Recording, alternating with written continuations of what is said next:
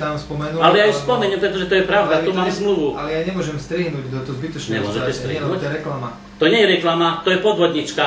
To je tá reklama. Aká reklama? Zo mňa chcete robiť podvodníka. No. A keď spomeniem človeka, hovoríte, ako funguje pizzeria a tak ďalej. Pizzerie majú od nás peniaze, ale veľakrát to vôbec nedodržia a peniaze nevrátia. Môžeme dať na súd, to mám tu na zmluve. Tak moment, hovoríme o Menopoli, o klube, o iných veciach. Takže pozor, s touto kartou chce od nás auto, niekoľko druhých aut. Minul ste sa pýtali, ktoré auta, ktorá autopredajňa. My máme zmluvy s importérmi auta. Kde autá sú až o dám vám zmluvy, ukážem vám. Áno? Kde autá sú niektoré môžete sa.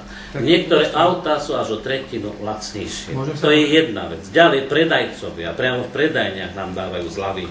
Teraz nebudeme predsa hovoriť o tom, ktoré. A prečo by ste nehovorili? No prečo by som to mal? Nie, vy ste predsa, že o reklame ich nehovorili. Dobre, ale mne to povedzte teraz. Ale ja nepotrebujem uviesť, ktorý obchodný partner, to je vec klubu a člena. Ale ja vám môžem ukázať, na všetko, čo poviem, na všetko mám materiály a podklady, vážení pane. Môžete ukázať auta? Áno, samozrejme. Okrem toho sú rôzne možnosti ešte iné. A teraz nebudem to, hneď vám to za chvíľu pozriem. Najprv to mám asi v iných materiáloch. Tak, teraz môžem sa vás opýtať toho importéra? Ja vám ukážem. Môžem teraz, môžeš zastaviť záznam, prosím ťa? Zastavte. Lebo musím to nájsť, že? Ja vám ukážem aj ďalšie veci. Nie, ja chcem vidieť toho importéra. Áno. Pozor, prečo som vám nechcel ukazovať také veci ani hovoriť? Pretože nechcem, aby ste otravovali našich obchodných partnerov. Áno, áno. To nebudete otravovať ich. Nie.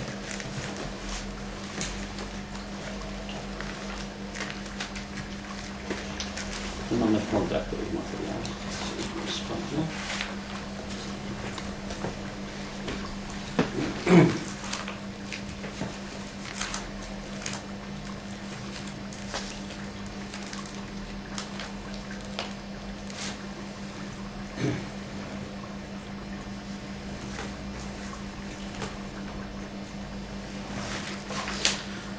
Filmujete, snímate, ďalej, hej, bolo povedané, že nemáte, ale kľudne, pretože beží zbytočný čas, pretože to musím pozrieť.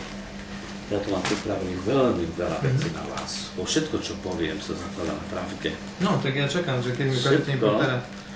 Čo poviem, sa zakladá na pravde. Okrem toho, pánovi Iganovi sme poslali aspoň dvakrát ponuku na automobily mailom. Lebo vraj mal niekoho na auta. A teraz sa mi toto rozpadlo. No, dúfam, že dojdeme k tomu. Musím nájsť. No ale viete čo?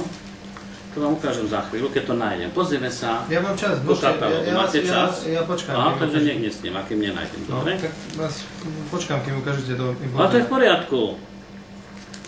Počúvajte ma. A vy ste tam mohli ísť? Ale nech idú. Nepojdu, lebo im neukážem presne ktoré, ale zakriem názov.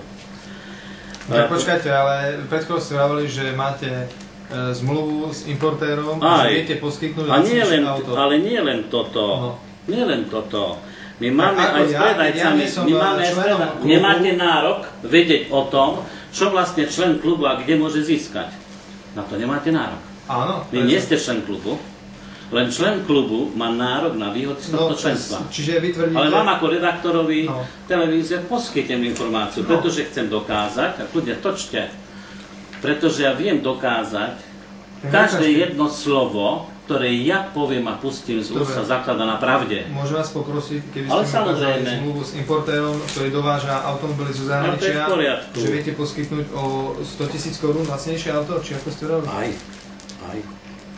Napríklad teraz jeden podnikateľ z Prešova prišiel si vybrať 8 aut.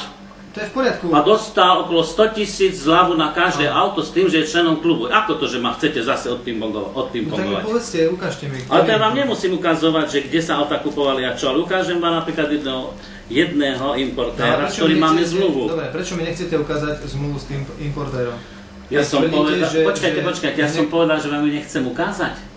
Ja vám ju ukážem, ju hľadám, lebo sa mi to trošku tu rozpadlo, áno?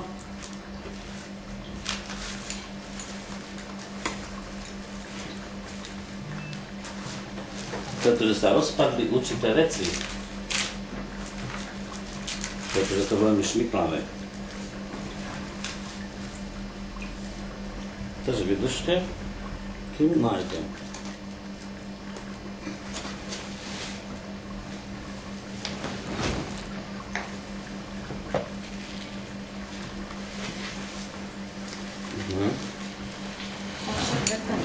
Není predsa najdôležitejší. Áno. To je najdôležitejšie. Ale ja ho nájdem, pretože Póli vie. Ja neviem, kto ste, ako sa voláte. Ja tá dáma je spolumajiteľ klubu. Tak ako sa voláte? To nie je podstatné.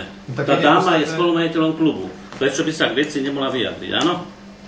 Dobre, Anička, keď prídu klienti, chodu do prvej kancelárie. Podstatné sú tu iné výhody. Ale ja som sa dohodol s pánom Pólom na rozhovor. Ale podstatné je niečo iné. No.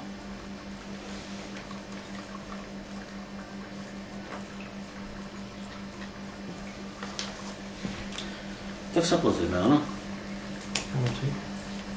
Vy s kamerou tam nechoďte do týchto materiálov. S kamerou do materiálov nechoďte.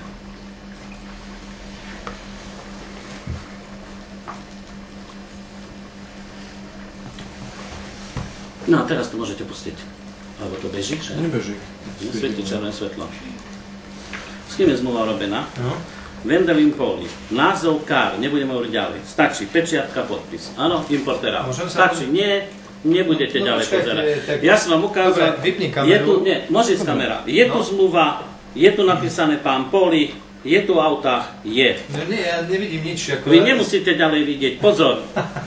Vy nemusíte ďalej vidieť. Je tu pečiatka, je tu Wendelin Póli, je tu zmluva o obchodnej spolupráci. To je importér aut. To je importér aut. Jasné? Rôznych. Objednáte si, aké auto chcete.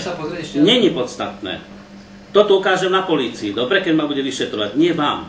Dobre. Nie vám. Policajtom to ukážem. Dobre, áno? Jasné, že. Ja to ukážem prokurátorovi. Každú zmluvu dostane k dispozícii. Pretože tu sú podmienky. Ja nepotrebujem v televízii nejaké spoločnosti uvádzať, aby ste narobili ešte trampoty a otravovali iným ľuďom a iným firmám. Tak sa teraz pozrime. Požičky, áno? Sa pozrieť. Ale kde Požičky poskytuje CIC USA, Capital Invest a ja ako spolumajiteľ. Pozor, tu sú zmluvy, lebo ste hovorili, že polícia a ľudia neviem čo, či ma vyšetrovali a tak ďalej. To je jedna vec, tomu sa dostaneme za chvíľu. Moment, ste hovorili, že ľudia nedostávali pôžičky, oklamal som klientov vraj. Máte zmluvu s importérom aut? Jasne, že 100 000 korún lacnejšie predávate. Ale to sú rôzne sumy, nielen 100 000. No tak, ale kde to? Ukážte mi tu. Ale to ja nemám čo vám ukazovať. Ja hovorím, že mám na všetko zmluvy. Ale tvrdíte... Natáčajte. Čo prosím? Natáčajte. Počúvajte ma. Tvrdíte... Už vám došiel? Tvrdíte, že... Natáčajte, kľudne natáčajte. Tvrdíte, že máte dôkaz o tom, že hovoríte pravdu, že viete zabezpečiť auto o 100 000 korún lacnejšie. Počúvajte ma, pán Urbančík. Nechcete mi ukázať... Počúvajte ma, pán Urbančík. Počúvajte ma, pán Urbančík. Ja mám zmluvy s rôznymi spoločnosťami v rôznych komoditách a službách. A všetky zmluvy, ktoré mám ja podpísané, predložím prokurátorovi a polícii, keď bude treba. A nebudem predsa teraz pred televíznou obrazovkou ukazovať spoločnosti, s ktorými mám zmluvy, pretože týmto spoločnosťom by sa to nemohlo páčiť a v rôznych zmluvách je klauzula o mlčaní. A teraz sa pozrieme, úvery. Úvery nie, že poskytujeme my. Tak že o mlčaní, prečo hovoríte o týchto zmluvách? O zmluvách môžem predsa, ale nekonkrétne o kom. Vy ste redaktor? Dobre, čiže keď ja vypnem kameru, o čom hovorím? Keď vypnem kameru, vy ukážete tie zmluvy? Nie, pretože vy budete otravovať našich obchodných partnerov a budete ich chodiť otravovať a natáčať. To ja si neprajem, ani naši obchodní partneri. To môžu niektorí ľudia z polície, ktorí to budú vyšetrovať, keď bude právny podklad na to. Čiže polícii poskytnete tieto zmluvy? Pán Urbančík, ja som vám povedal x-krát, že každé slovo, čo som pustil z úst, sa zakladá na pravde, pretože Póli nie je klamár ani podvodník. Tu sú zmluvy, pozor.